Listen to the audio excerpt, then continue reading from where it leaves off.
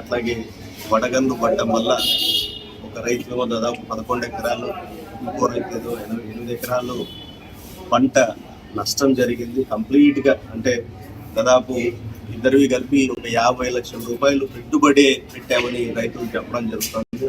ఆయన భార్య కూడా ఇందాక చెబుతుంది రేచు. అంటే ఇక్కడ మేము గమనించేది ఒకటే, ఇలాంటివి జరగడంలో ఎవరి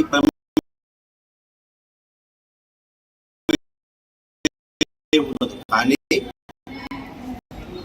ఏదైనా ఇట్లాంటి ఆపద జరిగినప్పుడు, అనుకోని నష్టం జరిగినప్పుడు ప్రభుత్వం వాళ్ళకు భరోసా కల్పించాలి. మేమున్నాం, మేము మీకు సాయం చేస్తాం, మీరు ఎట్టి పరిస్థితుల్లో ఆత్మహత్య లాంటి వాటికి పాల్పడ్డు అనే పరిస్థితి కల్పించుంటే ఈ సంఘటన జరిగే కాదని మా అభిప్రాయం. ఎందుకంటే ముందు గత ప్రభుత్వంలో మేమున్నప్పుడు కూడా అకాల వర్షాలు వచ్చాయి, వడగళ్ల వానలు వచ్చాయి. అప్పుడు ఇమీడియట్ గా రెస్పాండ్ అయ్యి మా ప్రజాప్రతినిధులు, ఎమ్మెల్యేలు కావచ్చు, అట్లాగే అధికారులు కావచ్చు, పైనుంచి మరి సీఎం ఆఫీస్ నుంచి కూడా అధికారులను అప్రమత్తం చేసి అప్పటికప్పుడు మరి ఆ ప్రదేశాలకు ఆ రైతు తోటలకు పంపించి పంట నష్టం వేసి, ఎందుకంటే ముందు ఉండే పరిస్థితి ఈరోజు లేదు.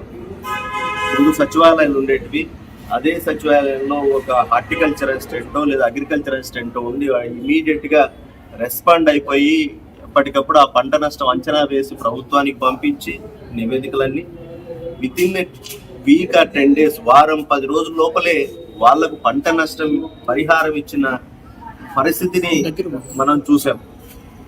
నిజంగానే అదే పరిస్థితి ఈ 9 నెలల్లో ఒక భరోసా ఈ ప్రభుత్వం రైతులు కల్పించుంటే ఈ పరిస్థితి, అంటే ఈరోజు ఈ రైతులు ఆత్మహత్యానికి పాల్పడే పరిస్థితి వచ్చేది కాదు.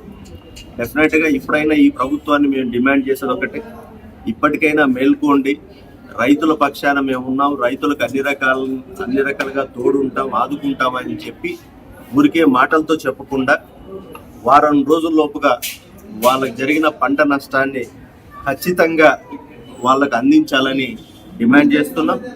ఇది చేస్తేనే మీ ప్రభుత్వం పైన రైతులకు నమ్మకం కలుగుతుంది. భవిష్యత్తులో ఇట్లాంటి కార్యక్రమాలు, ఇట్లాంటి పరిస్థితులు ఉత్పన్నం అవ్వకుండా చూసే పరిస్థితి ఉందని చెప్పి ఈ ప్రభుత్వాన్ని డిమాండ్ చేస్తున్నాం.